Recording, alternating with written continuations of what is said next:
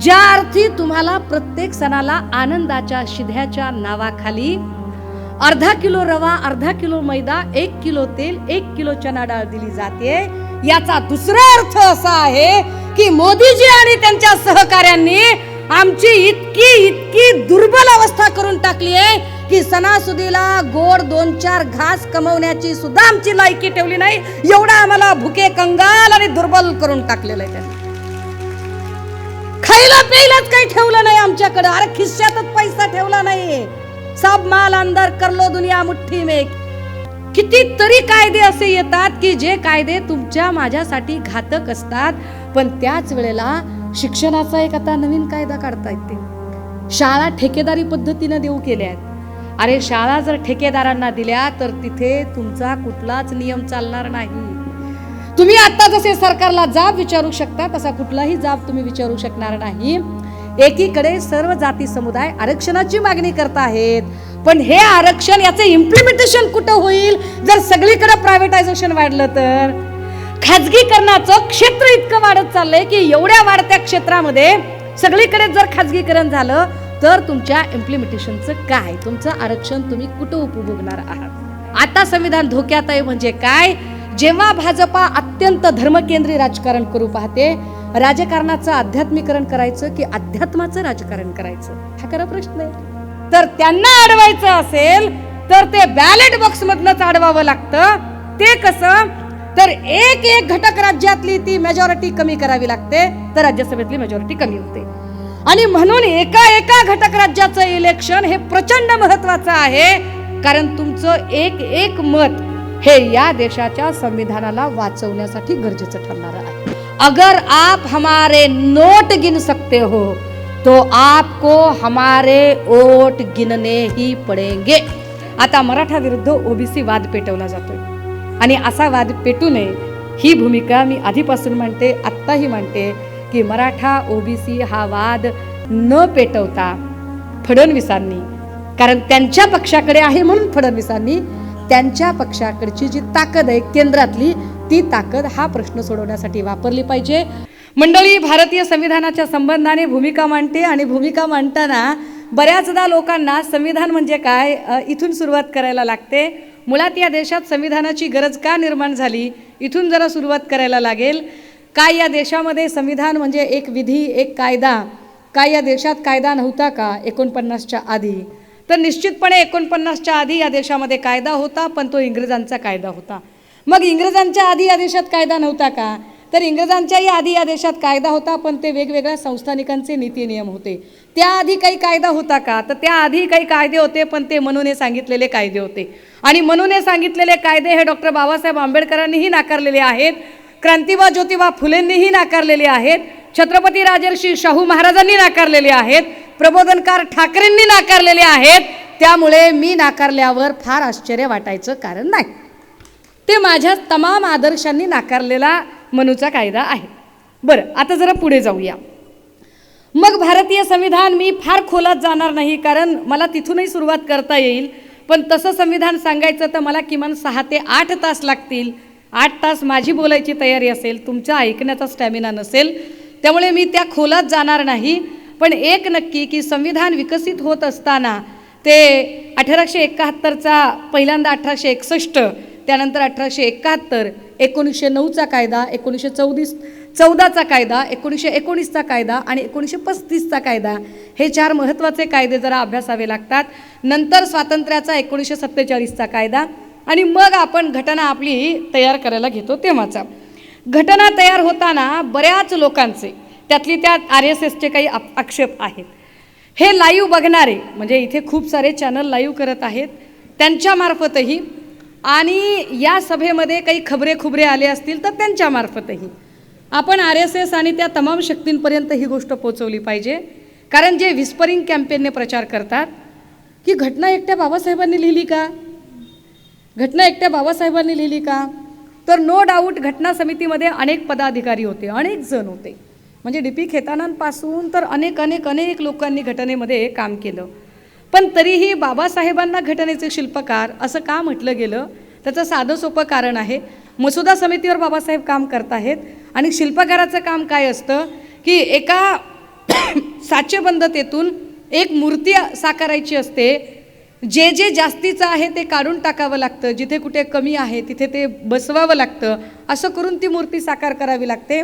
आणि हे महत्त्वाचं काम ड्राफ्टिंगला फायनल, ज्याला आपण प्रूफ करेक्शन, प्रूफ रीडिंग किंवा अतिशय महत्त्वाचं की सगळ्या जगाचा अभ्यास करून या देशाच्या आर्थिक, सामाजिक, राजकीय, धार्मिक, सांस्कृतिक परिस्थितीला साजेशी अनुरूप अशी घटना तयार करण्याची जबाबदारी अत्यंत महत्त्वाची बाबासाहेबांवर होती.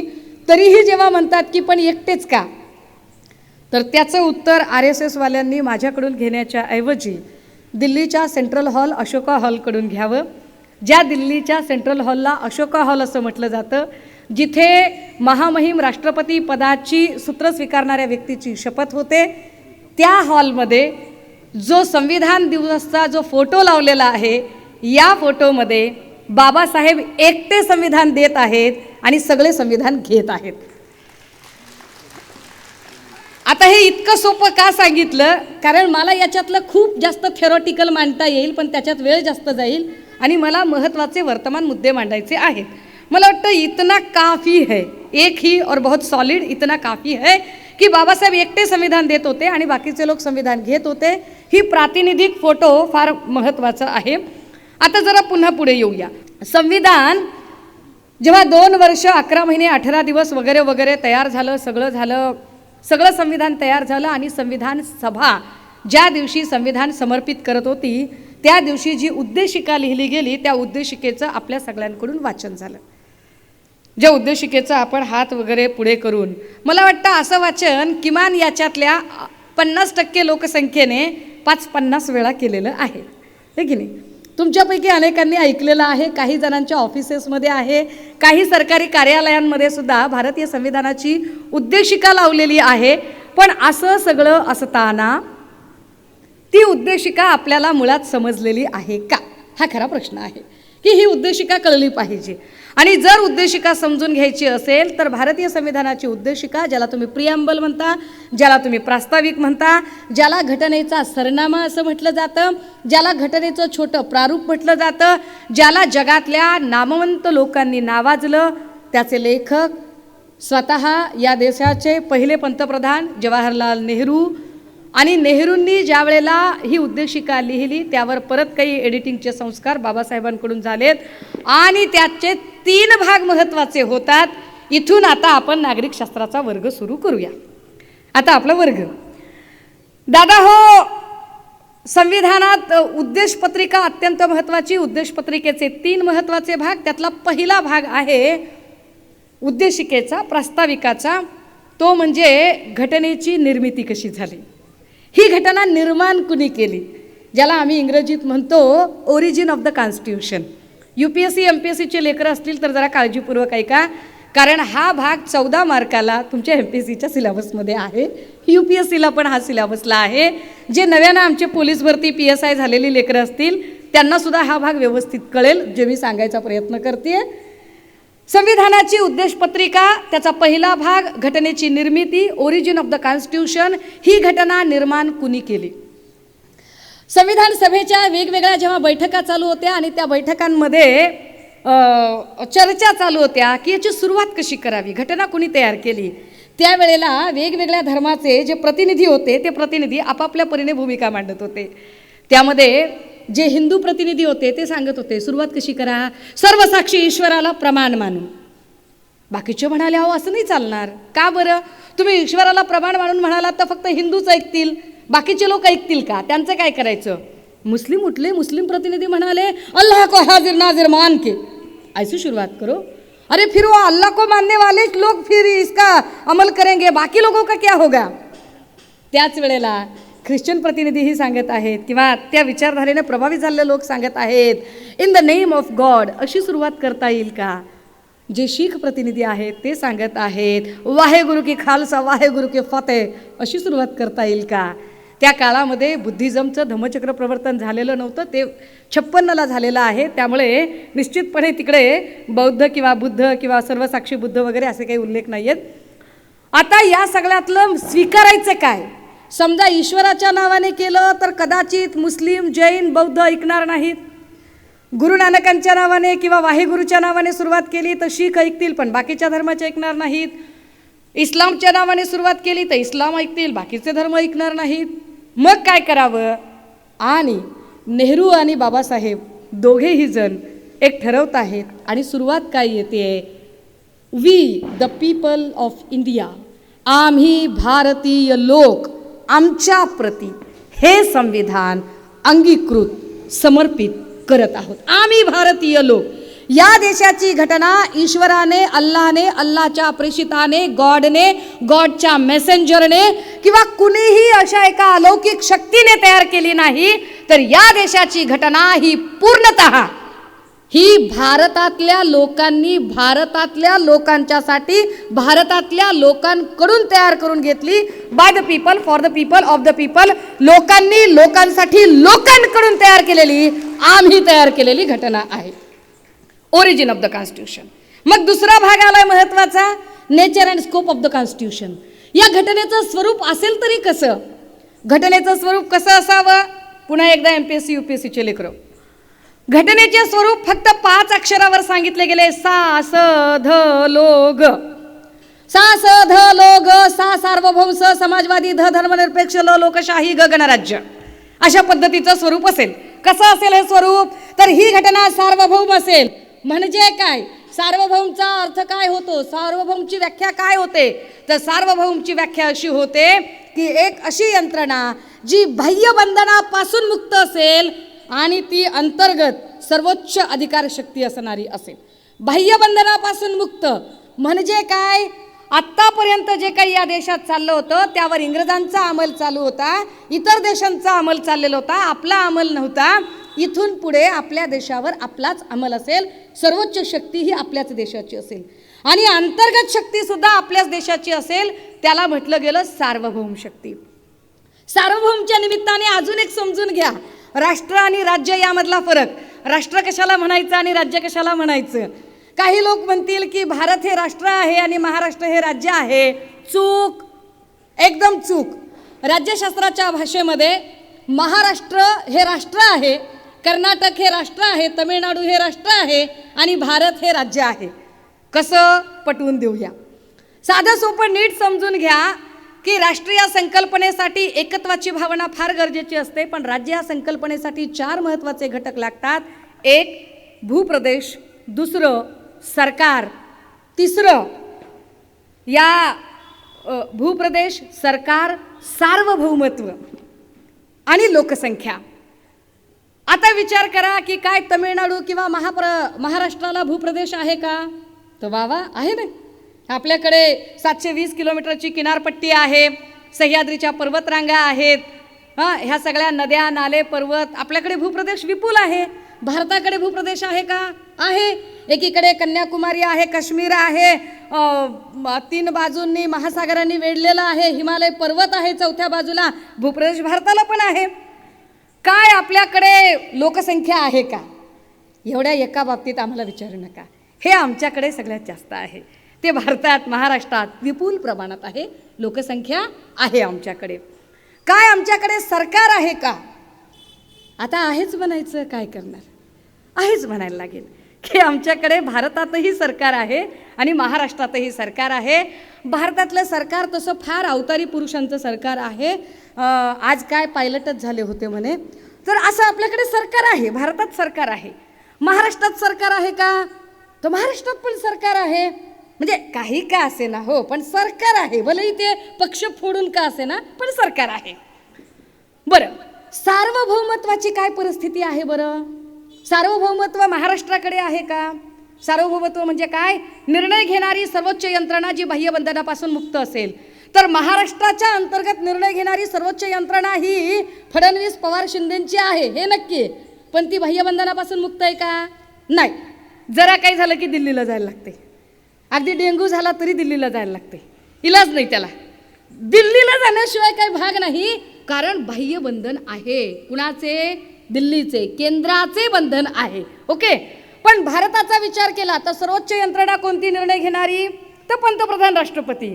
बाह्यबंधनापासून मुक्त आहे का? निश्चित मुक्त आहे, कारण तिथे कुणाचे बंधन नाही आहे. म्हणजेच काय? भारत हे राज्य आहे, म्हणूनच आपण म्हणतो की भारत हे संघराज्य आहे आणि महाराष्ट्र हे घटक राज्य आहे, म्हणजे राज्याचा घटक आहे. घटक राज्य शब्दाचा सामासिक विग्रह काय येतो? राज्याचा घटक आहे. मला जेवढं सोपं करून सांगता येईल कायदा मी तेवढा सोपा करून सांगायचा प्रयत्न करते. तर ही देशाची राज्यघटना कशी असेल? सार्वभौम असेल, म्हणजे बाह्यबंधनापासून मुक्त असेल. एक दुसरा महत्त्वाचा शब्द येतो सार्वभौम, समाजवादी. समाजवादी असेल ही घटना. समाजवादी असेल म्हणजे कशी? जेव्हा देश स्वतंत्र झाला तेव्हा संपूर्ण जग दोन मोठ्या विचारधारांमध्ये, दोन अर्थव्यवस्थांमध्ये विभागलेलं होतं.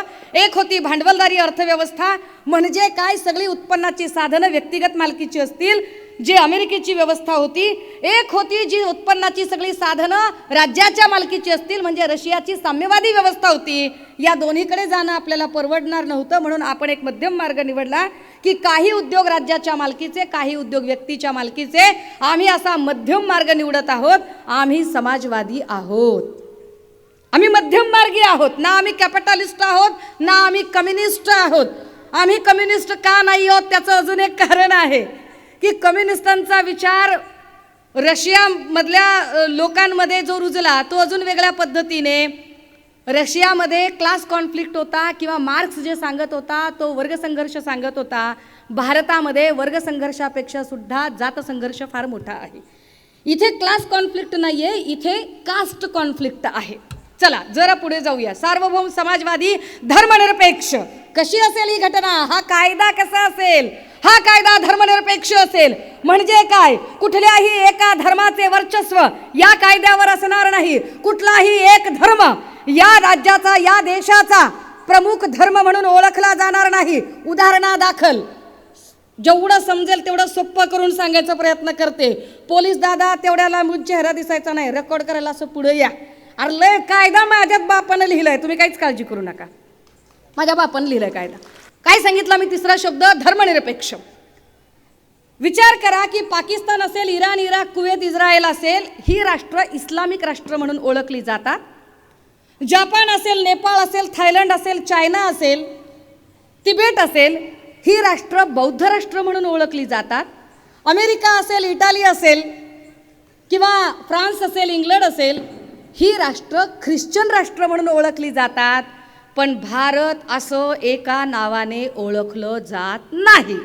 भारतामध्ये सगळ्याच धर्मांचे सह अस्तित्व आहे. भारतामध्ये हिंदू आहेत, बौद्ध आहेत, ख्रिश्चन आहेत, जैन आहेत, सगळ्याच धर्माचे लोक भारतामध्ये राहतात. त्यामुळे भारतात सर्व धर्म समभाव आहे.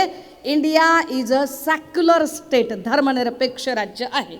मध्ये भाजपचे अध्यक्ष, तत्कालीन अध्यक्ष राजनाथ सिंग यांनी धर्मनिरपेक्षतेच्या ऐवजी पंथनिरपेक्ष असा शब्द वापरला आणि ते म्हणाले की सेक्युलर शब्द का जो भाषांतरण है अंग्रेजी में वो पंथनिरपेक्ष होता है.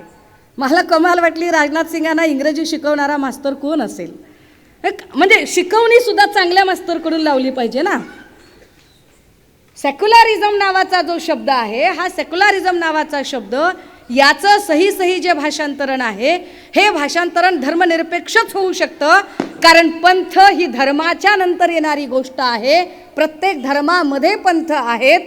मग ते हिंदूमध्ये शैव वैष्णव असतील, जैनांमध्ये श्वेतांबर दिगंबर असतील, अगदी त्याच पद्धतीने बौद्धांमधले पंथ हीनयान महायान असतील, किंवा इस्लाममध्ये शिया सुन्नी असेल. प्रत्येक धर्मात पंथ आहेत. पंथनिरपेक्ष हे त्याचं भाषांतरण होऊ शकत नाही, ते धर्मनिरपेक्षच असतं. भारत हा सर्व धर्मांना समान लेखणारा देश आहे. आता पुन्हा एकदा नीट समजून घ्या, सर्व धर्म समभाव कसं तुम्हाला समजेल अशा सोप्या भाषेत सांगायचा प्रयत्न करते. या सगळ्यांच्या मध्ये भारत हा सगळ्या धर्मांना एकत्रित करणारा, सगळ्या धर्मांना समान लेखणारा धर्म असेल असे का सांगितले गेले? तर त्याचं कारण, त्याचं एक सोपं उदाहरण सांगते. तुमच्या प्रत्येकाच्या घरामध्ये जे कॅलेंडर आहे, दिनदर्शिका आहे, ती कुठल्याही कंपनीची असू देत, ती कालनिर्णय असू देत, महालक्ष्मी असू देत, बौद्ध पद्धतीची असू देत, इस्लामिक पद्धतीची असू देत, कुठल्याही पद्धतीची असू देत, या कॅलेंडरला जर तुम्ही काढून बघितलं तर या कॅलेंडरमध्ये सगळ्याच धर्माच्या नावाने तुम्हाला काही सण साजरे करण्याची सरकारी मुभा मिळते. जशी महाशिवरात्रीची तुम्हाला सुट्टी मिळते किंवा दिवाळीची सुट्टी हिंदूंना मिळते, अगदी त्याच पद्धतीने मुस्लिमांना ईद ए मिलाद असेल, रमजान ईद असेल किंवा बकरी ईद असेल त्याची सुट्टी मिळते. त्याच पद्धतीने जैन भावंडांना महावीर जयंतीची सुट्टी मिळते किंवा ख्रिश्चन भावंडांना गुड फ्रायडे, ईस्टर संडे आणि नाताळाची सुट्टी मिळते. त्याच पद्धतीने शीख भावंडांना गुरु नानक जयंतीची सुट्टी मिळते. म्हणजे इथे सगळ्याच धर्माचे सण उत्सव सारख्याच पद्धतीने साजरे केले जातात. पण हे बऱ्याच लोकांच्या लक्षात येत नाही. असो, आपण त्याच्यावर पुन्हा जाऊया. आता याच्यानंतर पुन्हा जरा पुढे जाऊया की सार्वभौम समाजवादी धर्मनिरपेक्ष कशी असेल ही घटना. ही घटना लोकशाही मूल्यांना जपणारी असेल. लोकांनी लोकांसाठी चालवलेले राज्य म्हणजे लोकशाही. ही घटना लोकशाहीची असेल. या घटनेमध्ये प्रत्येकाला एक अधिकार असेल. ते अधिकार काही असतील ते पुन्हा अजून आपण कलम बाय कलम समजून घेऊया. मला उद्देशपत्रिका जरा थोडक्यात तुम्हाला समजावून सांगायची आहे. मग सांगितलं गणराज्य कशी असेल घटना, तर गणराज्य पद्धतीची असेल. गणराज्य म्हणजे काय, तर त्याच्यात सांगितलं king should be born by the ballot box, it should not be born by the king stomach. राजा राजाच्या पोटी नाही, राजा मतपेटीतून जन्माला आला पाहिजे. राजा राजाच्या पोटी नाही, राजा मतपेटीतून जन्माला आला पाहिजे. अशा पद्धतीची ही घटना सांगितली. आणि भाजपने नेमका या वाक्याचा त्यांना वाटेल तसा अर्थ लावायला सुरुवात केली. भाजप असं म्हणालं की अरे जर तुम्ही म्हणताय की घराणेशाहीला विरोध आहे तर मग तुमच्याकडे कशी काय घराणेशाही चालते, कुठे घराणेशाही चालते. एक लक्षात घ्या, नेहरूंच्या नंतर फक्त नेहरूंच्या कन्या आहेत म्हणून इंदिराजी लगेच पंतप्रधानाच्या गादीवर बसल्या नाहीत. तर नेहरूंच्या नंतर इंदिराजींना लोकांमध्ये जावं लागलं, निवडणूक लढवावी लागली आणि निवडणूक लढवल्यावर जिंकल्यानंतर त्या आल्या, हरल्यानंतर त्यांनाही पाय उतारावं लागलं. राहुलजी जेव्हा हरतात त्यावेळेला ते पाय उतार असतात. ते जिंकले तर त्या गादीवर बसतील, लोकांमधून जिंकले तर बसतील, नाही जिंकले तर नाहीत बसणार. इतकं सरळ आहे ते.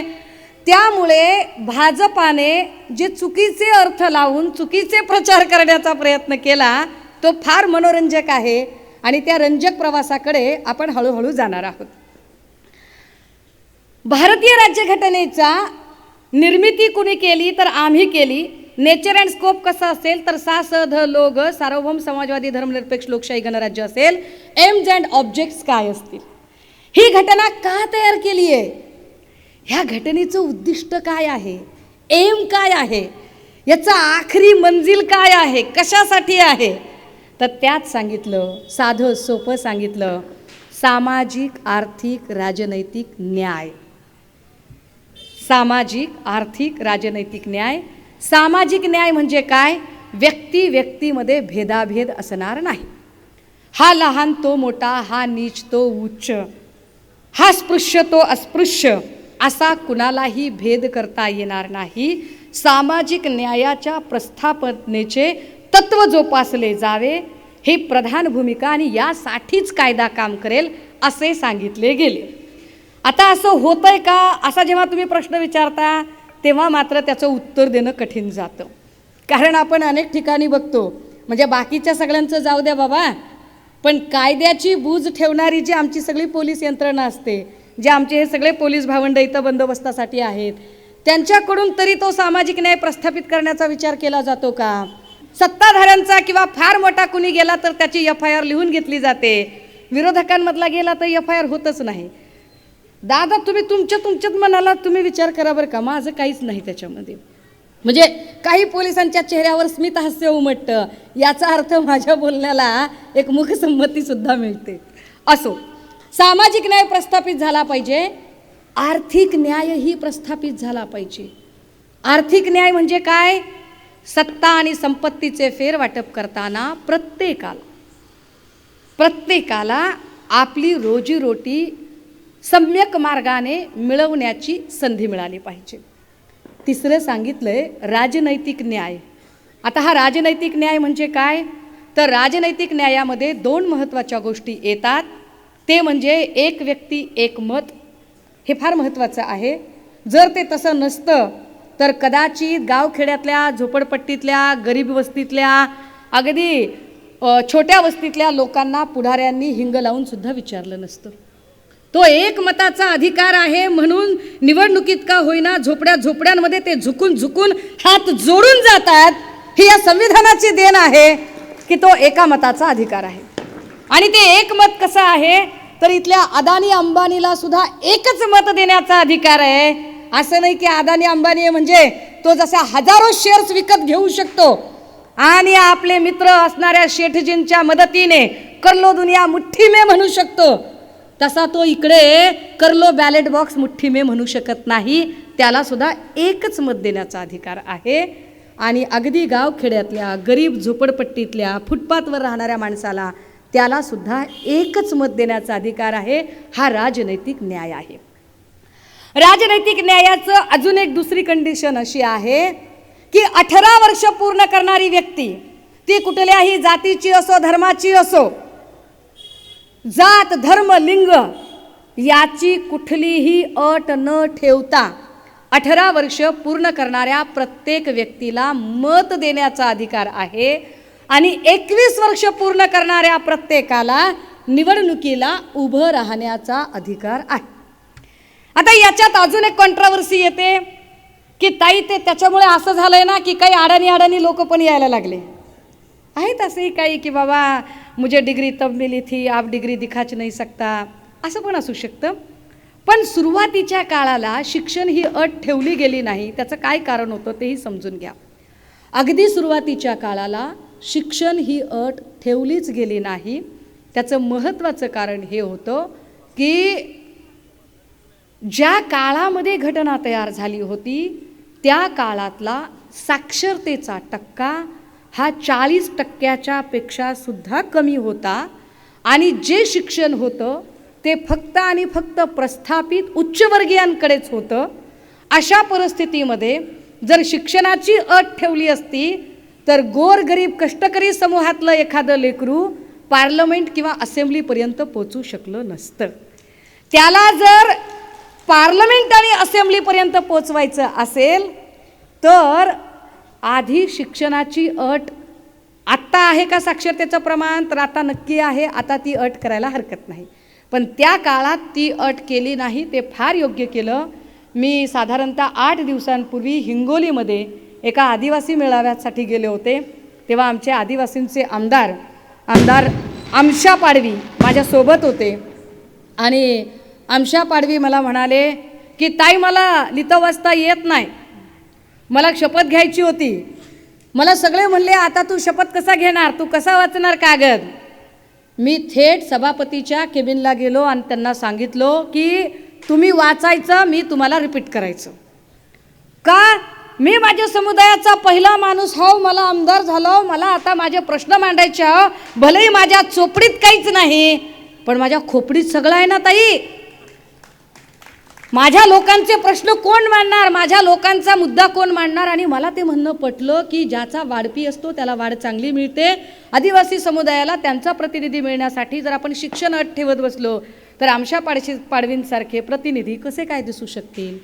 तो प्रतिनिधी दिसण्यासाठी त्या काळातली ती अट फार महत्त्वाची होती आणि तो राजनैतिक न्याय दिला. सामाजिक आर्थिक राजनैतिक न्याय ही घटना देईल हे उद्दिष्ट होते. दुसरं महत्त्वाचं दर्जा व संधीची समानता. प्रत्येक व्यक्तीचं सोशल स्टेटस समान आहे. कुणीही लहान नाही, कुणीही मोठा नाही, सगळे सारखे आहेत. संधीची समानता. कुठेही तुम्हाला जायचं यायचं असेल तर तुम्हाला समान संधी मिळाली पाहिजे असं घटनेने सांगितलंय. जात धर्म लिंग यावर आधारित तुमचा प्रवेश नाकारला जाऊ शकत नाही. असं सामाजिक स्थळांवरून प्रवेश कुणाचेही नाकारता येणार नाहीत. दर्जा व संधीची समानता. आणि तिसरं सांगितलंय महत्त्वाचं, विचार श्रद्धा तथा उपासनेचे स्वातंत्र्य. न्याय स्वातंत्र्य समता. विचार श्रद्धा तथा उपासनेचे स्वातंत्र्य म्हणजे समजा मुस्लिम असेल तर त्याने त्याच्या मस्जिदीत जाऊन बिलकुल नमाज अदा करावी.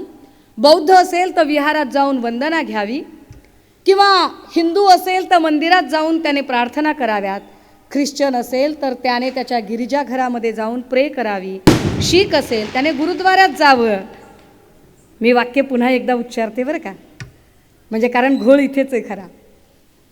हिंदू असेल तर त्याने बिनधास्त मंदिरात जावं आणि प्रार्थना करावी, भजन करावं, कीर्तन करावं. मुस्लिम असेल तर मस्जिदीत जावं, नमाज अदा करावी. ख्रिश्चन असेल तर त्याने गिरिजाघरामध्ये जावं आणि त्याची जी काही प्रे आहे ती प्रे अदा करावी.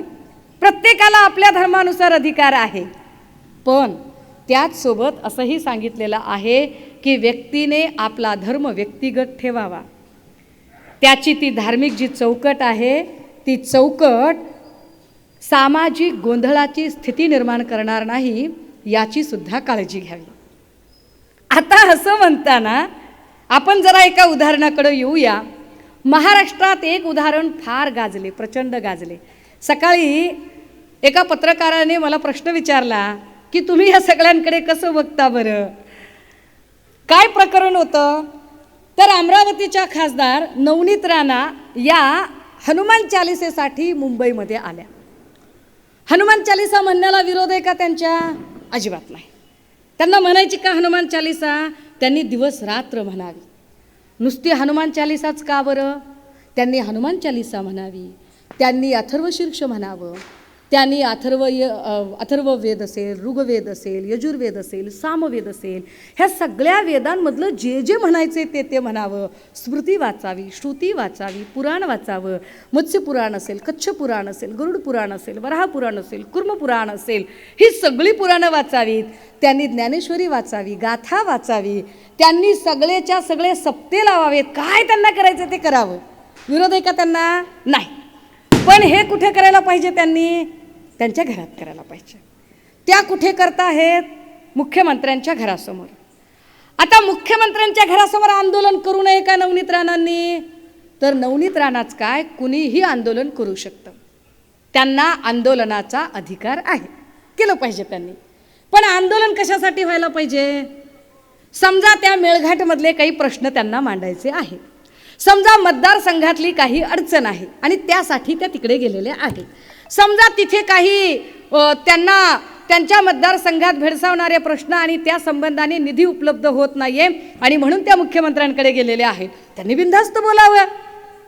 पण हे सगळं करण्याच्या ऐवजी तिथे जर त्या धार्मिक स्तोम माजवण्याचा प्रयत्न करतील तर ते मात्र भारतीय संविधानात अजिबात बसत नाही, कधीही बसत नाही ते. मग काही लोक म्हणाली, अरे बाप रे, तुम्हाला कळलो का? म्हणे काय ताई, तुम्ही लय भाचा भाचा म्हणता, तुमचा लाडका भाचा म्हणता.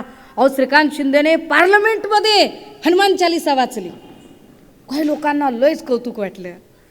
दादा हो, तुम्ही विचार करा, हनुमान चालिसा पाठ असणे चांगली गोष्ट आहे का? तर नक्की चांगली गोष्ट आहे, अगदीच चांगली गोष्ट आहे, असली पाहिजे. हनुमान चालिसा पाठ केली पाहिजे, अथर्वशीर्ष पाठ केलं पाहिजे. सगळ्या आरत्या अगदी लवथवती विक्राळा ब्रह्मांडीवाळा विषयकंठी काळा त्रिनेत्री ज्वाळा लावण्य सुंदर मस्तकी वाळा ते थोनिया जळ निर्मळ वाहे जुळजुळा जयदेव हे म्हटलं पाहिजे. हां, किंवा दुर्गे दुर्गटा भारी तुझविन संसारी अनाथना ते अंबे करुणा विस्तारी वारी वारी जन्म मरणा ते वारी हारी पडलो आता संकट निवारी. म्हणा की, कोण नको म्हणते, म्हणा ना. किंवा अजून काही म्हणायचंय का? अजून वेगळं काही म्हणायचंय का? तेही म्हणा.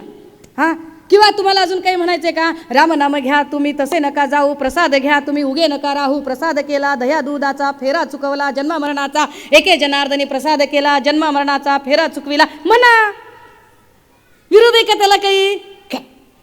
पण राजे हो, ह्याचा कधी विचार केलाय का भारतीय जनतेने की अरे हनुमान चालिसा, अथर्वशीर्ष किंवा काय जे असेल ते, म्हणजे हिंदू धर्मातलं हनुमान चालिसा, अथर्वशीर्ष, सगळे पुराण, श्रुती, स्मृती, वेद काय जे असेल ते असेल, हे हे हे कुणासाठी लागतं? ही पात्रता कशासाठीची आहे? ही पात्रता खासदारासाठीची आहे का? ही पात्रता आमदारासाठीची आहे का? ही पात्रता लोकप्रतिनिधीसाठीची आहे का? अरे ही पात्रता एखाद्या मठाचा मठाधिपती किंवा पुजारी होण्यासाठीची आहे की नहीं? अगर किसी को नमाज अदा करनी है और नमाज में वह बोल रहा है बिस्मिल्लाहिर्रहमानिर्रहीम अलहम्दुलिल्लाहिर्रहमानिर्रहीम लीला लीला लीला मोहम्मद या रसूलुल्लाह, म्हण की बाबा, अजून म्हण. अलीम कलीम बे के सई तई काय काय म्हणायचे ती म्हण. कोण नको म्हणतंय, म्हण की. अरे पण कुराणची आयात ना आयात पाठ असणं आणि कुराणबद्दल सगळा इल्म ठेवून त्याची माहिती सांगणं, ही पात्रता कशासाठीची आहे? ही पात्रता मौलवी असण्यासाठीची आहे. बायबल माहिती असणं ही पात्रता फादर किंवा फॉस्टर होण्यासाठीची आहे. लोकप्रतिनिधी होण्यासाठी हनुमान चालिसेची पात्रता लागते. हा नवा पायंडा नरेंद्र मोदी आणि सरकार कसा पाडू शकतं, हे का सांगावं लागतं राजे हो? कारण एखादा धीरेंद्र कोण काय बागेश्वर वगैरे येतो आणि तो सांगत असतो, तो आमच्या जगद्गुरु तुकोबारायांच्या बद्दल वाटेल ते बरळतो, तो आमच्या क्रांतिबा ज्योतिबा फुलेंच्या बद्दल बरळतो, तो आमच्या छत्रपती शिवरायांच्या बद्दल बरळतो आणि महाराष्ट्राच्या आधारशिला आणि आदर्श पुरुषांच्या बद्दल अशी गलथान आणि आक्षेपार्ह वक्तव्य करणाऱ्या बागेश्वरच्या पायी आमचे गृहमंत्री देवाभाऊ नतमस्तक होतात. आता देवाभाऊंनी काय करायचं? देवाभाऊंना मठात पुजारी व्हायचंय का मुख्यमंत्री व्हायचंय?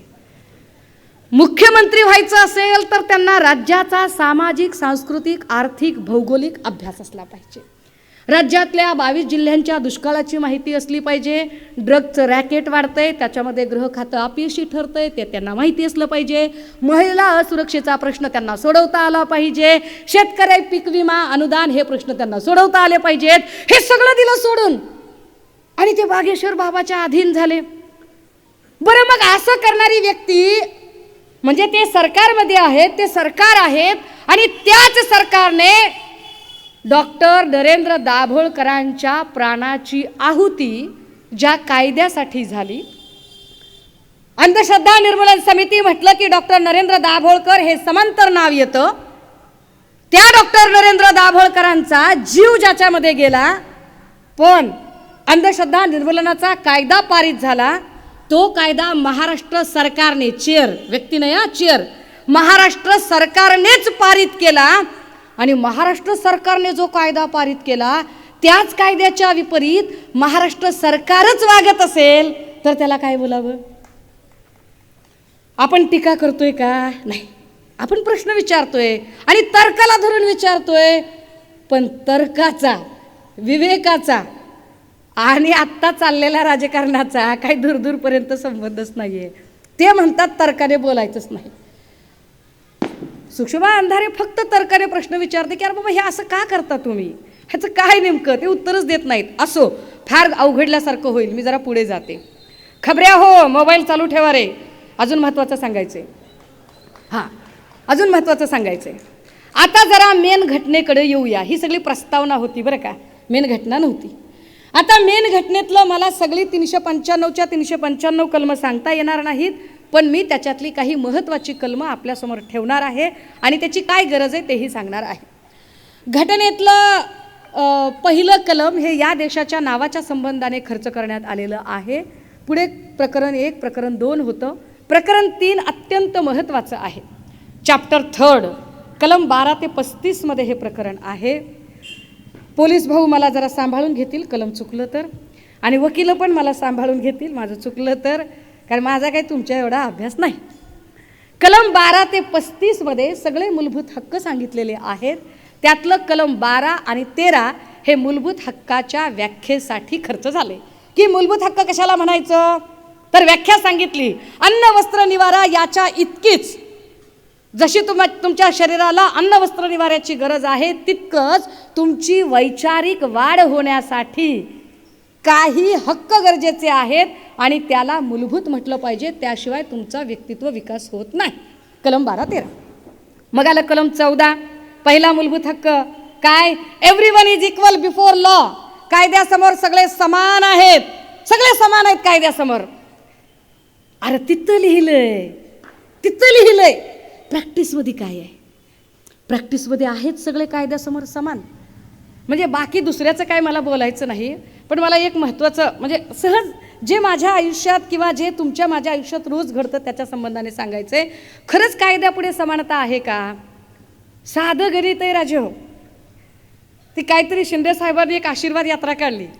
त्या आशीर्वाद यात्रेत एक रॅली निघाली, रॅलीमध्ये एक जीप निघाली आणि जीपवर काहीतरी घडलं. त्याचा ओरिजिनल व्हिडिओ काही बाहेर आलाच नाही. पण जे व्हिडिओ आहे ते डुप्लिकेट व्हिडिओ आहे असं म्हणत त्याच्यावरती गुन्हा नोंद करायचं ठरलं. कुठून कुठून लेकरं उचलली. जो जो त्या व्हिडिओला शेअर करेल किंवा लिहील, काहीतरी मला वाटतंय तो म्हात्रे सुर्वेंचा व्हिडिओ होता, जो जो त्या व्हिडिओला शेअर करेल त्याच्यावर केस टाकली आणि माणसं दना दना दना दना उचलली आणि म्हणले म्हणजे खऱ्याचं खोटं लबाडाचं तोंड मोठं म्हणल्यासारखं किती लेकरं उचलली तर पाक अमरावती गडचिरोलीपासून कॉलेजची पोरं उचलली गेली. एकीकडे हे प्रकरण आहे, तात्काळ पोलीस कंप्लेंट लिहून घेतली, तात्काळ सगळं केलं. दुसरीकडे मी माझी एक पोलीस कंप्लेंट महाराष्ट्रातल्या सगळ्या पोलीस स्टेशनमध्ये नोंदवायला गेले आणि एकानेही ती नोंदवून घेतली नाही. Everyone is equal before law. कायद्यासमोर सगळे समान आहेत असं घटनेत सांगितलं जातंय, पण खरंच इथे कायद्यासमोर समानता म्हणून FIR लिहून घेतल्या जातात का? कायदा तसा आम्हाला ट्रीट करतो का? कायदा आम्हाला तसा समतेचा समानतेचा हक्क देतो का? अजूनही या देशातल्या तृतीयपंथीयांच्यावरती जोक करणे किंवा तृतीयपंथीयांवरती शिवीवाचक शब्दांनी त्याचा वापर करणे हे अजून संपत नाही. खरं तर व्यक्तिप्रतिष्ठा म्हणून आपण हे सगळं जपलं पाहिजे, पण व्यक्तिप्रतिष्ठा नावाची गोष्ट अजूनही त्याला हरताळ फासण्याचा प्रयत्न होतोय. असो, कलम 15ने सांगितले की सर्वांना समान संधी दिली पाहिजे. कलम 16नेही सांगितलं की सर्व प्रकारची समता प्रस्थापित करण्यासाठी आपण कटिबद्ध आहोत. सगळ्यांना समान संधी देऊया. पण ही समान संधी देतानाच कलम 16(4) आलं. कलम 16(4) काय सांगते? याला एक्सेप्शनल असं म्हणतात, अपवादात्मक परिस्थिती, की सर्वांना समान संधी द्यायची आहे, मात्र ज्यांना संधीच मिळालेली नाहीये त्यांना अधिकची संधी द्यायची आहे. ज्यांना संधीच मिळाली नाही त्यांना अधिकची संधी म्हणजे काय? 1930ला डॉक्टर बाबासाहेब आंबेडकरांनी स्टेट्स अँड मायनॉरिटीज नावाचं पुस्तक लिहिलं होतं, ज्याला संस्थाने आणि अल्पसंख्य समाज असं म्हटलं जातं. संस्थाने खूप वर गेले, अल्पसंख्य खूप खाली. संस्थानिकांचे काही अधिकार कमी करा, ते खाली येतील. अल्पसंख्याकांना काही अधिकार जास्तीचे द्या, ते वर येतील. आणि सगळे एका लाईनमध्ये येतील. संस्थाने आणि अल्पसंख्य समाज एकसारखा होईल. या पुस्तिकेला भारतीय राज्यघटनेची पूर्वपीठिका म्हटलं गेलेलं आहे, जी पुस्तिका बाबासाहेबांनी 1930ला लिहिली, स्टेट्स अँड मायनॉरिटीज. आता ही जी घटनेची पूर्वपीठिका आहे त्यामध्ये अजून एक वाक्य महत्त्वाचं लिहिलंय. त्यात असं सांगितलंय, पिढ्यानपिढ्या ज्यांचे जगण्याचे अधिकार प्रस्थापित व्यवस्थेने नाकारलेले आहेत. पिढ्यानपिढ्या ज्यांचे जगण्याचे अधिकार प्रस्थापित व्यवस्थेने नाकारले आहेत ते अधिकार त्यांना परत देऊन. आता कोणते जगण्याचे अधिकार नाकारले आहेत? तर आपण पुराण काळापासून अनेक उदाहरणं बघतो की ठराविक समूहाला शिक्षणाची बंदी होती, त्यांना शिकू द्यायचं नाही. आपल्याला एकलव्याचं उदाहरण माहिती आहे की शिकायला लागलात तर तुमचा अंगठा काढून घेतला जाईल, blah blah blah blah blah. पिढ्यानपिढ्या ज्यांचे जगण्याचे अधिकार प्रस्थापित व्यवस्थेने नाकारलेले आहेत ते अधिकार त्यांना परत देऊन जगण्याच्या स्पर्धेत निर्धोकपणे उतरण्याचे स्वातंत्र्य. निर्धोकपणे म्हणजे काय? धोका झाला नाही पाहिजे. म्हणजे काय? तर आपण बातम्या वाचतो अजूनही, अमुक एका समाजाचा नवरदेव मंदिराच्या पारावर गेला, मारहाण झाली. अमुक एका समाजाच्या माणसाने लग्नात घोड्यावरून वरात काढली, मारहाण झाली. अमुक एका समाजाचा, म्हणजे खैरलांजीचं प्रकरण आपल्या सगळ्यांना माहिती आहे की अमुक एका समाजाची मुलगी चांगले कपडे घालून सायकलवरून शिकायला जाते, आम्हाला पाहावलं नाही. म्हणजेच काय? जगण्याच्या स्पर्धेत निर्धोकपणे उतरण्याचे सामर्थ्य ज्यांना मिळत नाहीये अशा लोकांच्यासाठी विशेष परिस्थिती प्राप्त करून द्यावी, त्यालाच आरक्षण म्हणावे. कलम 16(4). आणि हे सामाजिक आरक्षण सामाजिक मागासलेपणावर असावे. आता पुढे कलम 17. कलम 17ने सांगितले सर्व प्रकारच्या भेदभावाला प्रतिबंध केला जाईल. म्हणजे काय? गावबंदी, स्पर्शबंदी, रोटीबंदी, बेटीबंदी, लोटीबंदी, 5ही प्रकारच्या बंद्या हटवल्या जातील. कलम 17ने सांगितले कुणालाही गावबंदी करता येणार नाही. गावबंदी हा कायद्याने गुन्हा असेल इथून पुढे. आणि असं का सांगितलं गेलं? कारण सांप्रत काळामध्ये तत्कालीन जी परिस्थिती होती त्या परिस्थितीमध्ये अमुक एका वर्गाने गावात यायचे असेल तर भर बाराला यावे, त्याच्या सावलीचा सुद्धा विटाळ होता कामा नये, अशा पद्धतीची मांडणी केली होती.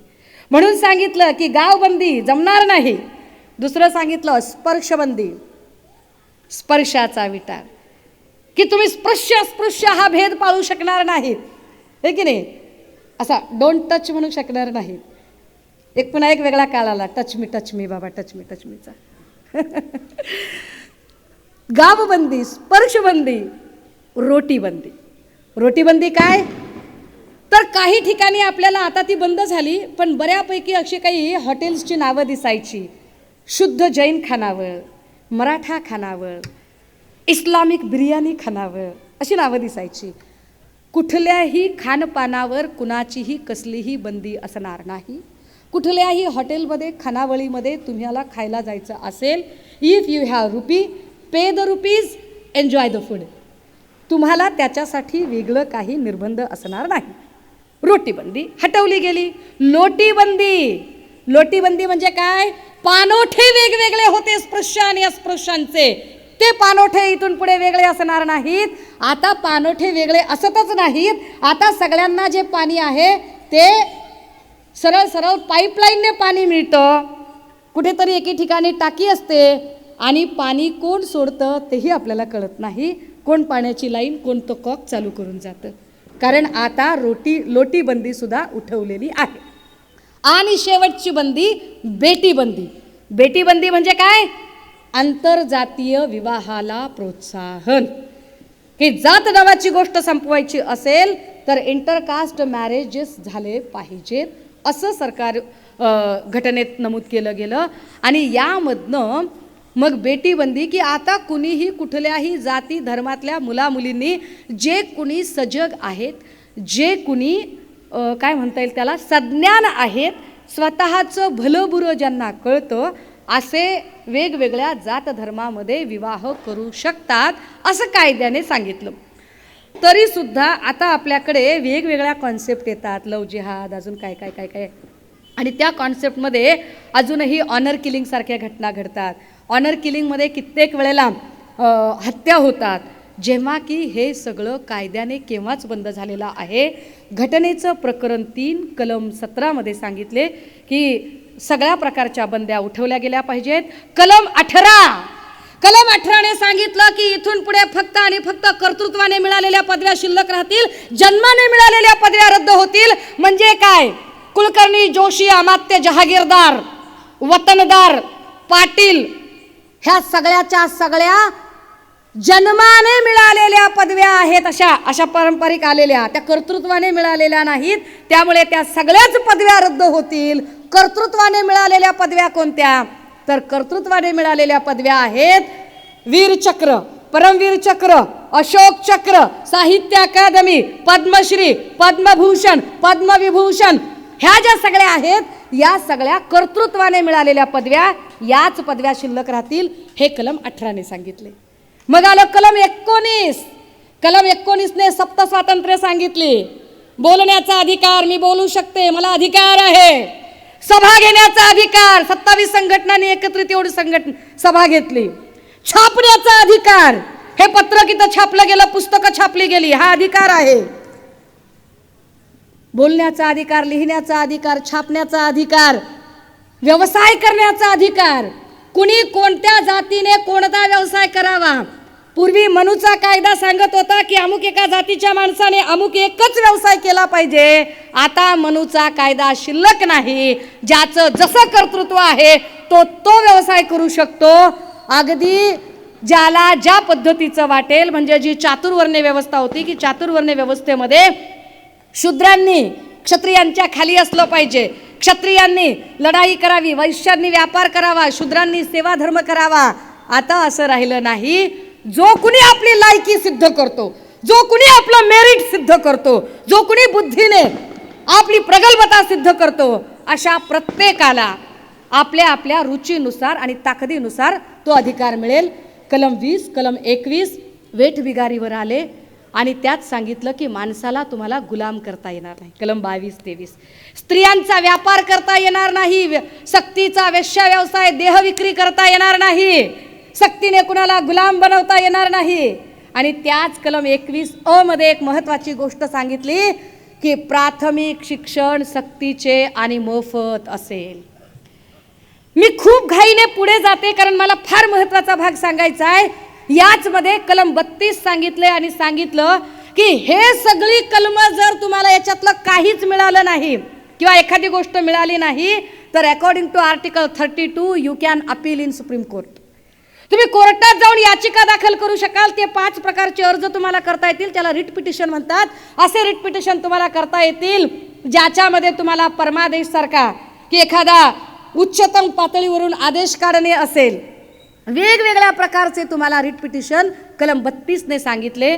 पुढे प्रकरण 4 आलं, मार्गदर्शक तत्वे 36 ते 51. त्यातलं महत्त्वाचं फक्त 43-44 सांगते.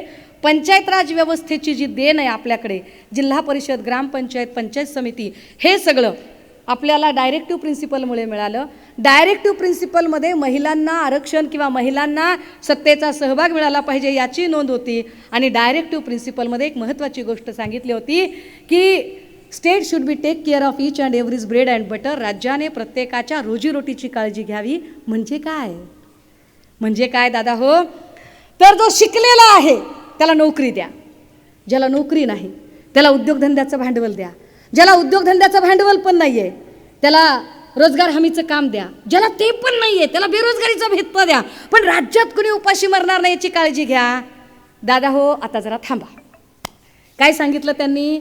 शिकलेला त्याला नोकरी द्या, नोकरी नाही त्याला उद्योगासाठी भांडवल द्या, ज्याला भांडवल नाही त्याला रोजगार हमीचं काम द्या, तेही नसेल तर बेरोजगारीचा भत्ता द्या. पण राज्यात कुणी उपाशी मरणार नाही याची काळजी घ्या.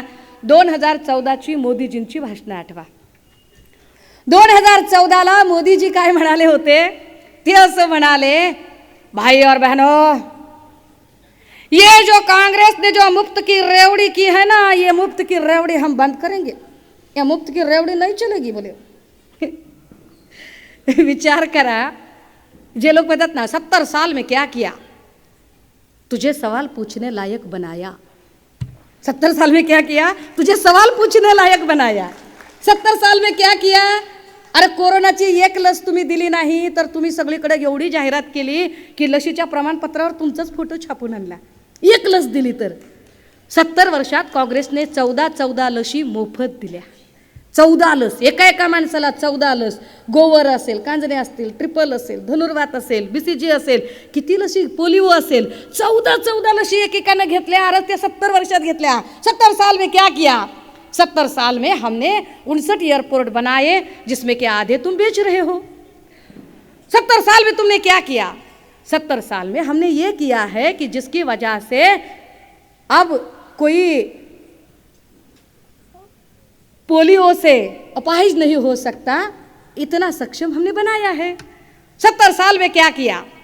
70 वर्षात हे झालं की माझ्यासारखी अत्यंत डोंगराळ भागातली, अत्यंत पहाडी एरियातली, दुर्गम क्षेत्रातली, अत्यंत समुदाय, बिन चेहऱ्याचा समुदाय असणाऱ्या समुदायातली एक पोरगी सन्माननीय उद्धव साहेबांमुळे इथे उभी राहून बोलू शकते. हे 70 वर्षातलं फलित आहे. 70 साल में क्या किया? दादा हो, मोदी जी म्हणाले की मुफ्त की रेवड़ी नहीं बांटनी चाहिए, मुफ्त की रेवड़ी बांटी जा रही है. आता काय करताय तुम्ही? काय करता आता? दिवाळी आली की आनंदाचा शिदा. अर्धा किलो रवा, अर्धा किलो मैदा, 1 किलो तेलाची बाटली, जनावरं खाणार नाहीत अशा प्रतीचं अन्न. हां, रमजान ईद आली की पुन्हा तेच 1 किलो रवा, 1 किलो मैदा, 1 किलो चना डाळ, 1 किलो तेल, पुन्हा तेच. जयंती आली की ह्याचा दुसरा अर्थ कळतोय का तुम्हाला? माणसं काय करतात यापेक्षा माणसं काय राखून ठेवतात हे शोधणे म्हणजे राजकारण शिकणे असते.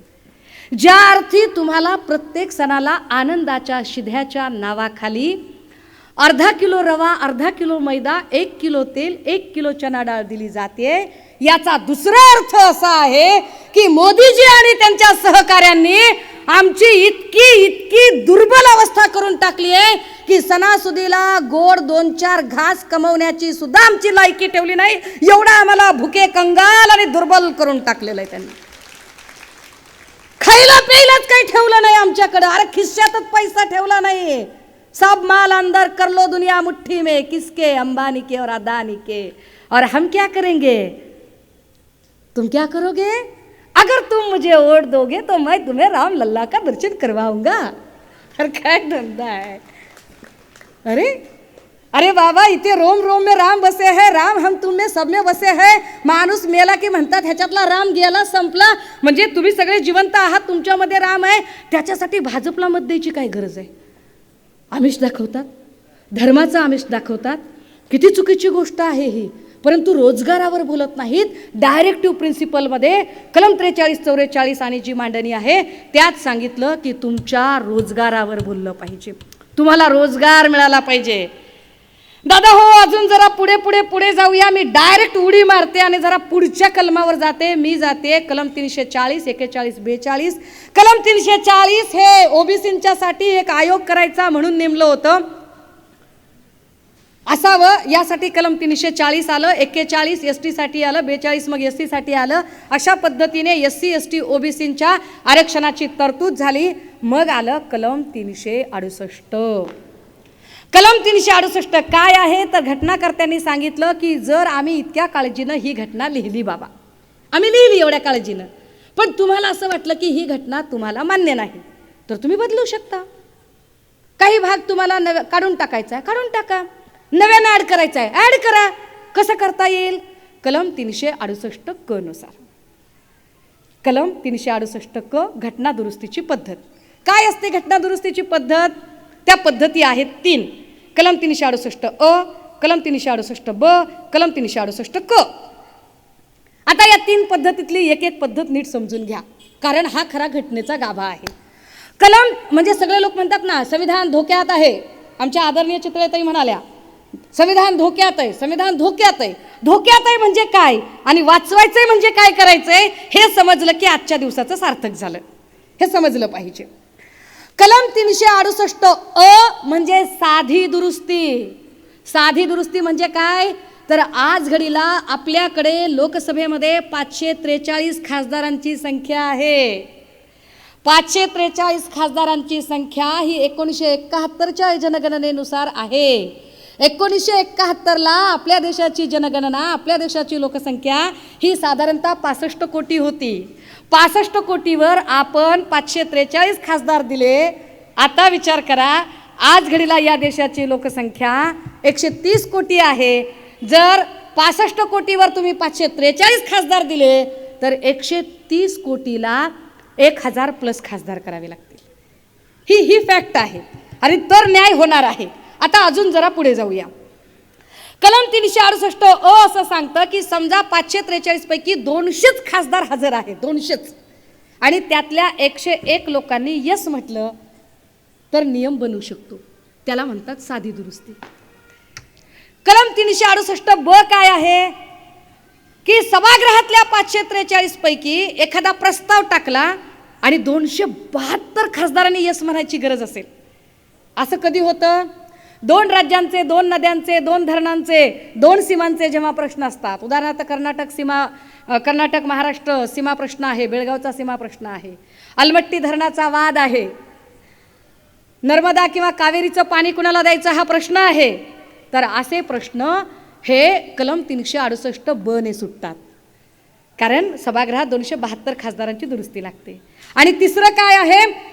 कलम 368 क म्हणजे काय तर अतिविशेष दुरुस्ती. अतिविशेष म्हणजे काय तर वर 543 पैकी किमान 272 खासदारांनी यस म्हटलं पाहिजे आणि खाली जे आपली 35-36 राज्य आहेत त्यातल्या निम्म्यापेक्षा अधिक घटक राज्यांच्या असेंब्लींनी, अर्थात आमची जी राजेंद्र दादांसारखी जी माणसं आहेत अशा सगळ्या अर्ध्या अधिक आमदारांनी यस म्हटलं पाहिजे तर दुरुस्ती होऊ शकते.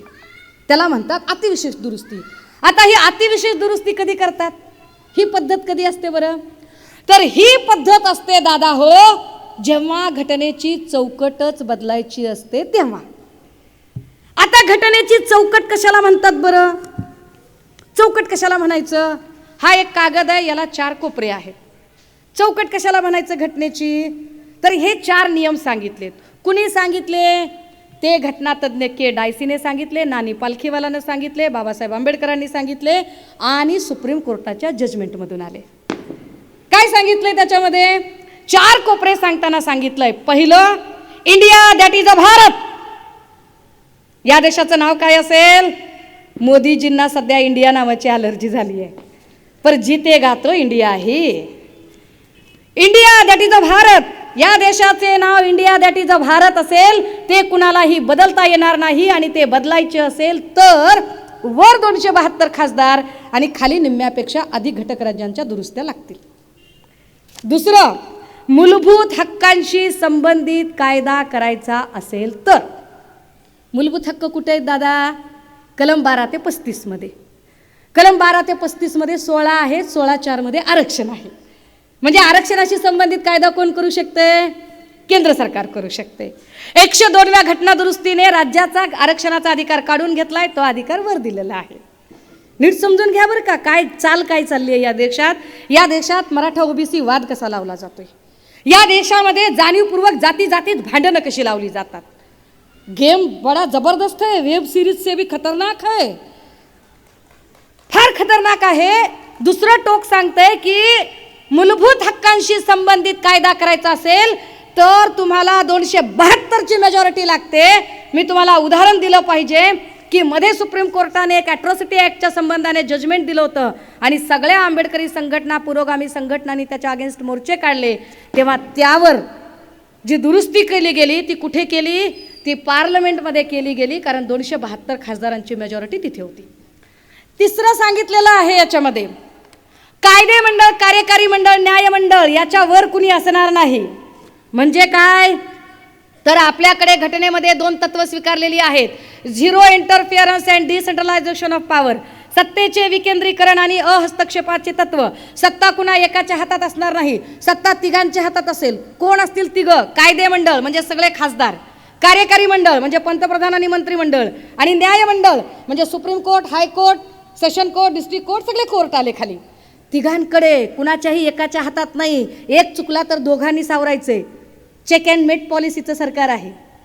राजे हो, त्याच्यावर कुणाला बसवता येत नाही. बसवायचं असेल तर वर 272 आणि खाली निम्म्यापेक्षा अधिक घटक राज्य लागतात. असं कधी झालं का? तर असं झालं. कधी झालं होतं? जेव्हा भाजपाला सरकार पाडायचं होतं काँग्रेसला, तेव्हा एक आंदोलन झालं होतं. आंदोलनाचं नाव होतं लोकपाल आंदोलन. आंदोलनाचे प्रणेते होते अण्णा हजारे. अण्णा हजारे असं सांगत होते की लोकपाल आलं पाहिजे. लोकपाल का आलं पाहिजे? तर राजीव गांधींच्या काळात एक आयोग झाला होता. आयोगाने सांगितलं होतं वर 1 रुपया मंजूर केला तर खाली 15च पैसे येतात. 85 पैशाचं काय होतं कळत नाही. 85 पैशाचा शोध लावण्यासाठी लोकपाल नावाची यंत्रणा असली पाहिजे. का असली पाहिजे? तर स्वीडन नावाच्या देशामध्ये ॲम्ब्युड्समन नावाची कल्पना आहे. ॲम्ब्युड्समन म्हणजे लोकहिताचं रक्षण करणारा लोकपाल. तो आपल्याकडे पण असला पाहिजे. पण कसा असावा? तर अण्णा हजारे काय म्हणले? लय इंटरेस्टिंग वेब सिरीज, लयच इंटरेस्टिंग. अण्णा हजारे म्हणले नाही नाही लोकपाल असलंच पाहिजे, उपोषणाला बसतो मी. अण्णा हजारे म्हणले नाही जमत, म्हणले लोकपालच करायचंय. कसं करायचं लोकपाल? म्हणले सगळ्या खासदारांची चौकशी करायचा अधिकार लोकपालाला द्या. बरं. म्हणले पंतप्रधान आणि मंत्र्याची बी चौकशी करायचा अधिकार लोकपालाला द्या. बरं. आणि म्हणले सगळ्या न्यायाधीशांची पण चौकशी करायचा अधिकार लोकपालाला द्या. आता तुम्ही विचार करा, घटना सांगते की तिघांच्या वर कुणी बसवायचं नाही आणि अण्णा म्हणतात की तिघांची चौकशी करायचा अधिकार लोकपालाला द्या. मग लोकपाल कुठे बसवावा लागेल? लोकपाल तिघांच्या वर बसवावा लागेल. आणि लोकपाल तिघांच्या वर बसवायचा म्हणजे दुरुस्ती 272 खासदार आणि खाली निम्म्यापेक्षा अधिक घटक राज्यांची करावी लागेल, जी शक्य नव्हती. जी शक्य नव्हती त्या काळामध्ये. आणि त्यांनी खूप प्रयत्न केले, अगदी अक्षरशः देश ढवळला, पण ते झालं नाही. म्हणजेच काय, मी असं म्हटलं की या देशाचं नाव बदलता येत नाही, मूलभूत हक्काशी संबंधित कायदा करता येत नाही. तिसरं, कायदे मंडळ, कार्यकारी मंडळ, न्यायमंडळ याच्यावर कुणाला बसवता येत नाही. आणि चौथं, जे 3 गोष्टी सांगितल्या त्यात तुम्हाला बदल करता येत नाही. घ्या आता दणका. ह्याच्यात तुम्हाला बदल करता येत नाही, ह्याला म्हणतात घटनेची चौकट. ही चौकट इथं नेमून ठेवलेली आहे. आता प्रश्न असा निर्माण होतो की भाजपा आपल्या सोयीचे कायदे आणताना काही कायदे अशा पद्धतीने आणते जे कायदे आपल्या पिढ्यांना घातक ठरणारे कायदे आहेत. त्यातला एक महत्त्वाचं आता त्यांनी एक टूम काढली आहे, हम 1 नेशन 1 इलेक्शन करेंगे. 1 नेशन 1 इलेक्शन म्हणजे काय? अरे जर घटनेत सांगितलंय की सत्ता कुणा एकाच्या ठाई नसेल, सत्ता सगळीकडे विभागलेली असेल, सत्ता पार्लमेंटमध्ये असेल, सत्ता असेंब्लीमध्ये असेल, सत्ता महापालिकेत, नगरपालिकेत, नगर परिषदेत, पंचायत समितीमध्ये, जिल्हा परिषदेमध्ये, ग्रामपंचायतीमध्ये सगळीकडे सत्ता विभागली असेल आणि भाजपा म्हणते एकच इलेक्शन घ्यायचं. म्हणजेच काय? पार्लमेंटरी डेमोक्रेसीकडून प्रेसिडेन्शियल डेमोक्रेसीकडे आणण्याचा प्रयत्न चालू आहे. संसदीय लोकशाहीकडून अध्यक्षीय लोकशाहीकडे नेण्याचा प्रवास, की एक अध्यक्ष करायचा, हुकुमशहा सुरू करायचा आणि मग खाली कुणालाच विचारायचं नाही. असं झालं तर तुमच्या अधिकारांचं काय? तसंही आत्ता तरी तुमच्या अधिकारांचं काय चाललंय? अरे या देशात गाय मेली तर दंगली होतात, कापाकापी होते. बाई मेली तर काय? गाईला हात लावलं तर फार मोठी दंगल, फार मोठी भांडणं. बाईला हात लावला तर काय? मग काही जण म्हणतील ताई तुम्ही असं कसं बोललात? सप्रमाण सांगते राजे हो. बिल्किस बानोच्या बलात्कारांना जिथं भाजपचे आमदार मिठाया भरवू शकतात, कुलदीप सेंगर सारख्या भाजपच्या बलात्कारी आमदाराच्या समर्थनार्थ जिथं भाजपा मोर्चे काढते, आमच्या देशाच्या नावलौकिक वाढवत सुवर्णपदक कमवणाऱ्या खेळाडूंच्यासाठी, कुस्तीपटूंच्यासाठी आदराची भावना असण्यापेक्षा भाजपचा एक ब्रिजभूषण नावाचा नेता हा हॅरेसमेंट करतो आणि कुणी बोलत नाही त्याच्यावर चकार शब्द काढला जात नाही. त्यावर महिलांना कुठलाही न्याय मिळत नाही. कोपर्डी असो की हाथरस असो की खैरलांजी असो, न्याय कुठे मिळतो आम्हाला? हाथरसमध्ये तर जी पीडिता आहे त्या पीडिताला तिचा मृतदेह तिच्या आईवडिलांना देण्याच्या ऐवजी पोलीसच मध्यरात्री जाळून टाकतात. यूपीच्या पोलिसांनी अंत्यविधीचं डिपार्टमेंट कधीपासून सुरू केलं? कितीतरी कायदे असे येतात की जे कायदे तुमच्या माझ्यासाठी घातक असतात, पण त्याच वेळेला शिक्षणाचा एक आता नवीन कायदा काढता येते. शाळा ठेकेदारी पद्धतीनं देऊ केल्या आहेत.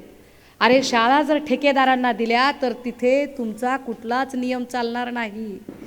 तुम्ही आता जसे सरकारला जाब विचारू शकता तसा कुठलाही जाब तुम्ही विचारू शकणार नाही. एकीकडे सर्व जाती समुदाय आरक्षणाची मागणी करत आहेत, पण हे आरक्षण याचं इम्प्लिमेंटेशन कुठं होईल जर सगळीकडे प्रायव्हेटायझेशन वाढलं तर? खाजगीकरणाचं क्षेत्र इतकं वाढत चाललंय की एवढ्या वाढत्या क्षेत्रामध्ये सगळीकडे जर खाजगीकरण झालं तर तुमच्या इम्प्लिमेंटेशनचं काय? तुमचं आरक्षण तुम्ही कुठं उपभोगणार आहात? कारण रेल्वे खाजगी, टेलिफोन खाजगी, वीज महामंडळ खाजगी, ST खाजगी, आता शाळा खाजगी, दवाखाने पण खाजगी पद्धतीने चालवणार. मग तुम्ही नोकऱ्या आरक्षणाच्या कोट्यातून मागणार कुठे? काय याचा तुम्ही कधी विचार केलेला आहे का? काय याच्यावर तुम्ही सजग आहात का? पण यावर ते तुम्हाला विचारच करू देत नाहीत. तुम्ही विचार करण्याच्या आधीच तुम्हाला धर्म धर्म धर्म करून तुम्हाला ते गुंगवून टाकतात आणि ते म्हणतात रोज नवा काहीतरी प्रकल्प काढतात, रोज नवी टूम काढतात. काय टूम काढली त्यांनी? मेरी माटी मेरा देश. काय करायचं म्हणले? एक तांब्या आणायचा आणि तांब्यामध्ये माती टाकायची आणि त्या मातीला नमस्कार करतानाचा फोटो काढायचा.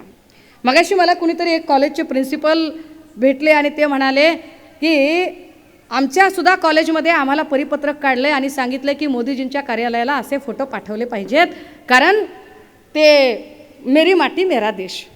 कशासाठी? मेरी माटी मेरी देश कशासाठी? आणि ते कुणाला सांगताय? ज्या मोदीजींनी ही टूम काढली आहे त्यांना खरंच देशभक्ती समजते का? कारण देशभक्ती समजत असेल तर त्यांना समजलं पाहिजे की इंदिरा गांधी असतील किंवा राजीव गांधी असतील यांना असे मेरा माटी मेरा देशचे नकली कार्यक्रम करण्याची गरज पडली नाही, कारण त्यांचं रक्त या मातीत शब्दशः मिसळलं इथं. तुम्ही एखादा अग्निपंख अग्निशिखा नावाचं एखादं काहीतरी योजना काढता आणि इथल्या सैनिकांच्यासाठी कंत्राटी भरती काढता. तुम्हाला काय कंत्राटी भरतीचं ते महत्त्व कळणार आहे? तुम्हाला सैनिकांचं महत्त्व काय कळेल? कारण त्या सैनिकांमध्ये किती तुमची बटालियन असते, जशी महाराष्ट्राची बटालियन आहे, पंजाबची बटालियन आहे, जशी ह्या सगळ्या बटालियन आहेत आणि हे सगळेजण लढत आहेत, किती तुमचे लढत आहेत. कारण तुमची माणसं सगळी व्यापारात व्यस्त आहेत, आमची माणसं लढतात, आमची माणसं सीमेवर होतात. त्यामुळे आम्हाला मेरी माटी मेरा देश सारखे डुप्लिकेट कार्यक्रम करण्याची गरज पडत नाही, अशी आम्हाला देशभक्तीची नाटकं करायची गरज पडत नाही. राजे हो, देशभक्ती ही काही दाखवण्याची गोष्ट नाही. माझ्या देशावर प्रेम आहे, हे मी तुम्हाला का सांगू? बंधन आहे तुमचं, बंधन आहे. वंदे मातरम म्हणला नाही तर कापून काढीन. अरे का, कशासाठी? माझ्या आईवर माझं प्रेम आहे, मी तुला का सांगायचं? सांगतो आपण आपल्या आईसोबत जर बाजारात चाललो तर आपण ओरडतो, ये मेरी माँ है, इससे मुझे मोहब्बत है, ओरडतो आपण. अरे मोहब्बत वो दिलों का जज्बा है, वो सिर्फ और सिर्फ जो लफ्जों में बयां नहीं किया जाता वो महसूस किया जाता है. तो महसूस झाला पाहिजे ना. तुम्ही कुठून काढली ही टूम कि ये करना पड़ेगा, इस देश में रहना है तो ये करना पड़ेगा, इस देश में रहना है तो वो करना पड़ेगा? तुम्हारे बाप का है, तुम्हारे बाप का है. अरे आम्ही आदिवासी आहोत, आम्ही मूल निवासी आहोत, आम्ही या देशाचे मालक आहोत, बाहेर न कुणी आलेले नाही आहोत. आम्ही या देशातली माणसं आहोत. आणि होय, आमच्यावर रुबाब करून सांगणाऱ्या कुठल्याही पुढाऱ्यापेक्षा आम्ही जास्त प्रामाणिकपणे टॅक्स भरणारे लोक आहोत.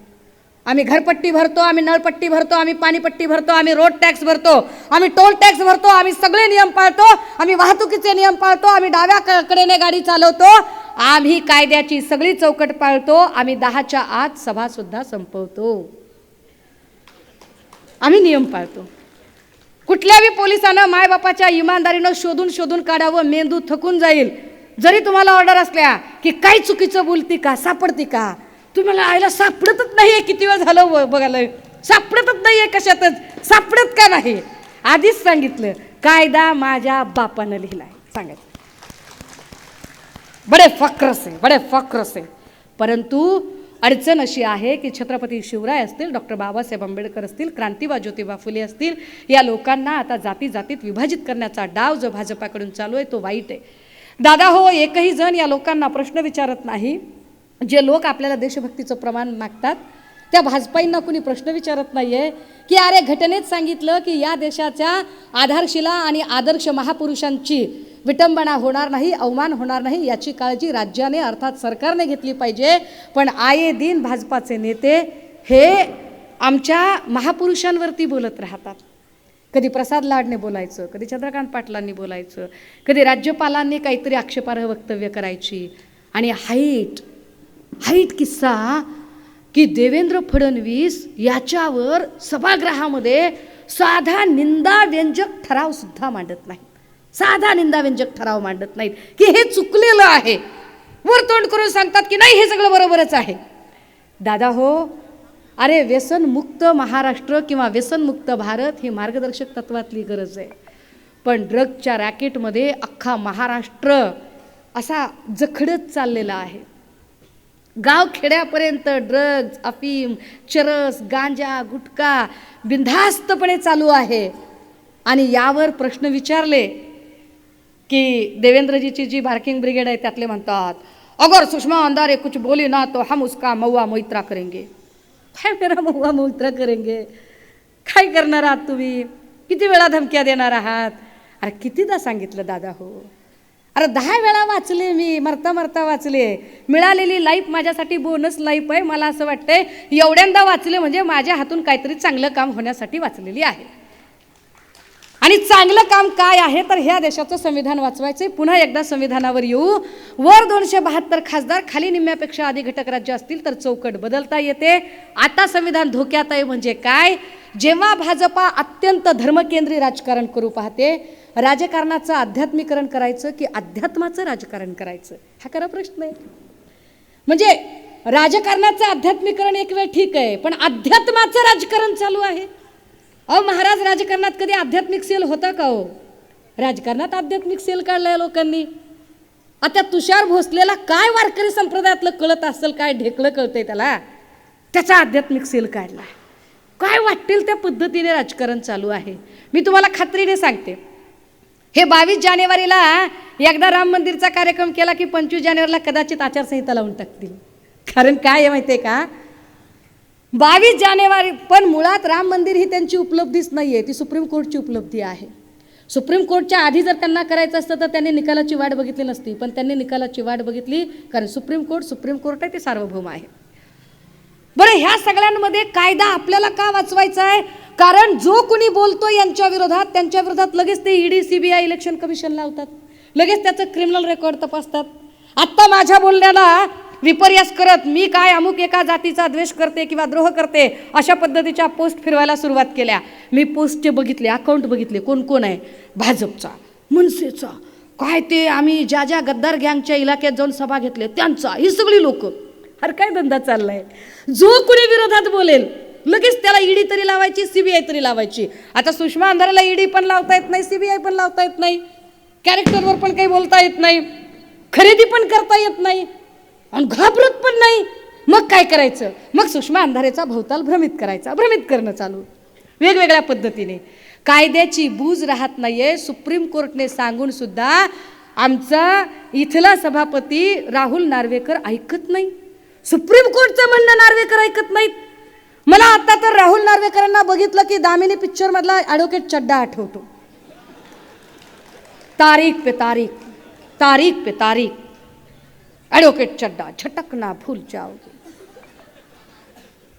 पण आणि या सगळ्यांच्या मध्ये दामिनी कोण आहे माहिती आहे का?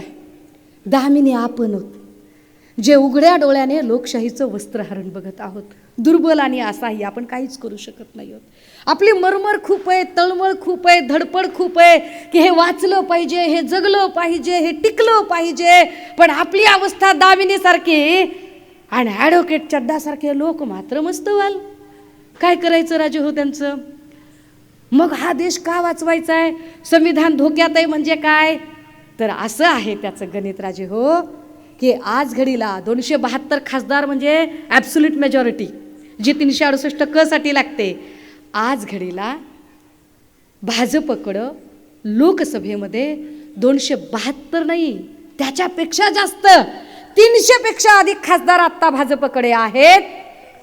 आणि राज्यसभेमध्ये सुद्धा त्यांच्याकडे 100 एवढे खासदार आहेत, म्हणजे ते मेजॉरिटीच्या दिशेने आहेत.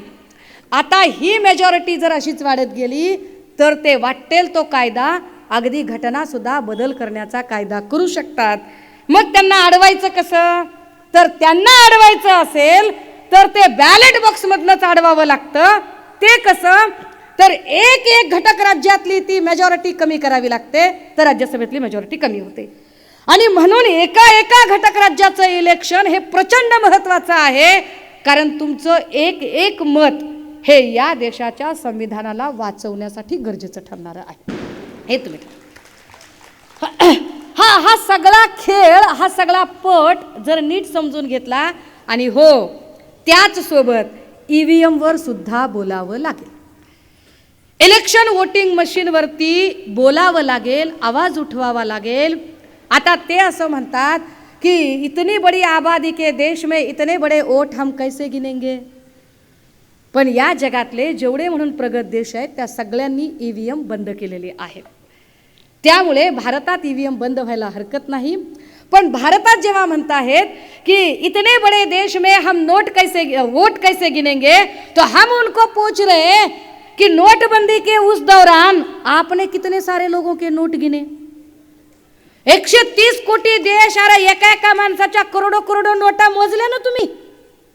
जर तुम्ही करोडो करोडो नोटा मोजू शकता तर 130 कोटी लोकांच्या देशामध्ये 70-80 कोटीचं मतदान मोजायला काहीच हरकत नाही. अगर आप हमारे नोट गिन सकते हो तो आपको हमारे वोट गिनने ही पडेंगे. हे ठामपणे त्यांना सांगावं लागेल. आणि लोकशाहीची बूज राखण्यासाठी आम्ही जात आणि धर्म बघण्यापेक्षा जो लोकप्रतिनिधी आमच्यामध्ये मिसळतो, आमच्या कुठल्याही सुखदुःखाच्या कार्यक्रमात असतो, जो अजिबात कुठल्याही प्रकारे आमच्यापासून अंतर राखत नाही, तो आमच्यात मिळून मिसळून राहतो, आमचे प्रश्न आम्ही त्याला सहज सांगू शकतो, जो आमच्यासाठी ॲक्सेसेबल आहे, त्याचा ॲक्सेस आहे आमच्यासाठी, आणि जो माणसातला देव समजणारा आहे. माणसाचे प्रश्न सोडवले म्हणजे खऱ्या अर्थाने देव आणि धर्माची आराधना करणे असं ज्याला वाटतं, अशी माणसं आता आपल्याला पार्लमेंट आणि असेंब्लीमध्ये पाठवावं लागतील. ती कशी पाठवायची ती तुम्ही ठरवा. पण त्याचबरोबर ॲब्सोल्यूट मेजॉरिटी जर केंद्राकडे आहे तर जाता जाता माझ्याकडून राहून जाईल, आरक्षणाचा जो वाद सध्या महाराष्ट्रात चालू आहे तो सगळाच्या सगळा वाद हा केंद्राकडूनच सुटू शकतो. कारण ॲब्सोल्यूट मेजॉरिटी त्यांच्याकडे आहे. जर खरंच इथल्या सगळ्या आरक्षण प्रणेत्यांची इच्छा असेल की हा वाद सुटावा, तर या सगळ्यांनी मिळून मुख्यमंत्री शिंदे साहेब, उपमुख्यमंत्री पवार आणि फडणवीस या तिघांना सांगावं लागेल की तुम्ही स्टेट असेंब्लीमध्ये रिझोल्युशन पास करा, ठराव पारित करा. तो ठराव तुम्ही केंद्रात पाठवा आणि केंद्राने त्यावर स्पेशल अधिवेशन बोलवावं. इतका साधा सोपा मार्ग आहे. पण यावर फडणवीस काहीच बोलत नाहीत, कारण फडणवीसांना जाणीवपूर्वक एकूण भाजपाला दंगली घडवायच्या आहेत. ज्यांनी हिंदू मुस्लिम दंगली घडाव्यात अशी इच्छा मनोमन व्यक्त केली, जनआक्रोश मोर्चाच्या माध्यमातून कोल्हापूर असेल, सातारा पुसे सावळी असेल, अकोला असेल, संभाजीनगर असेल, अहमदनगर असेल, या सगळ्या ठिकाणी हिंदू मुस्लिम दंगली होतील अशा पद्धतीचं वातावरण निर्माण करण्याचा प्रयत्न केला. पण त्या दंगली झाल्या नाही, कारण मुस्लिम भाऊ प्रचंड समंजसपणे आणि संयतपणे व्यक्त झाला.